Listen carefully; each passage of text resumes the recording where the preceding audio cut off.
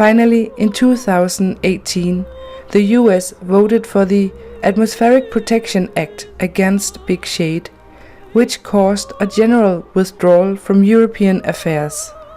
And 1 year later, Russia claimed the Arctic region as their territory.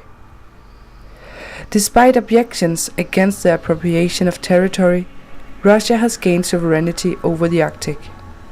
However, an international treaty gives all signing nations the right of access to land and fjords in the Arctic, where big shade is less active. Recently, in fact, it has been confirmed that it is the concentration of magnetic storms in the polar regions, north and south, which prevent big shade to expand in the same way as has been the case in Europe.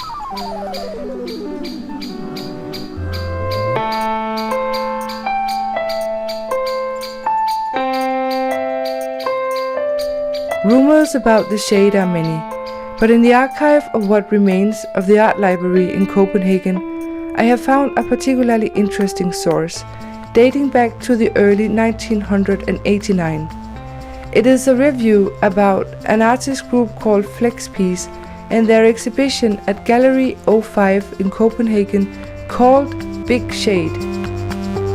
They're young and they're angry, but they do not shout nihilistic slogans, get pissed drunk or pee on expressive paintings.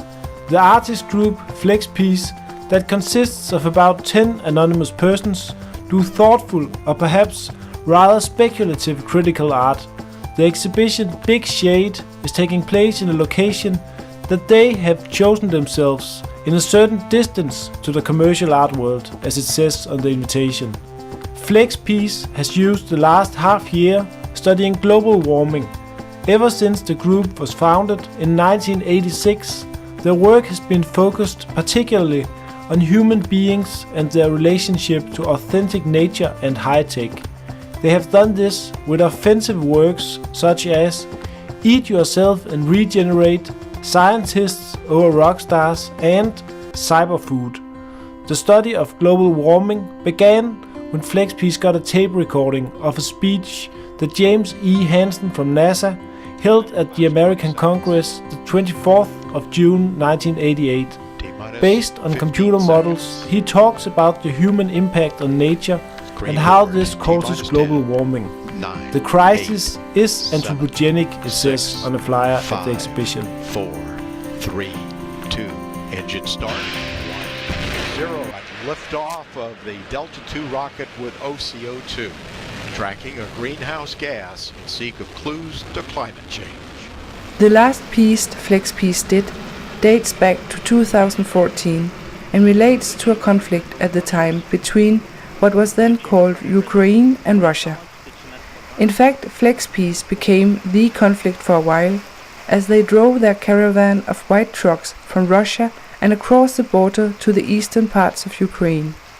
Proclaiming that they were peaceful Russian aid workers, Flexpiece had organized what seemed to be the entire generation of young Russian artists to join this massive event. They called it a performance. So they've opened up some of these lorries so we can see what's inside. Some sacks here, I don't know what's in them. But the one thing that strikes me about these vehicles is how empty they are. Look, there's some boxes there. Again, I don't know what they are, but this lorry is almost empty. Что у нас здесь? 8 тонн коричневой крупы. Коричневая крупа, да? So there's buckwheat in this lorry.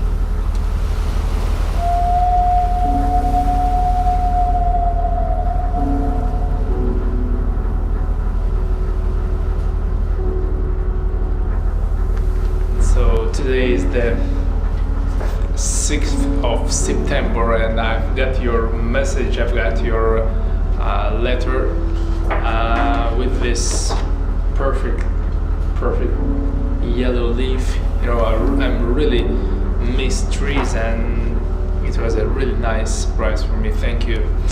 So, access to Russia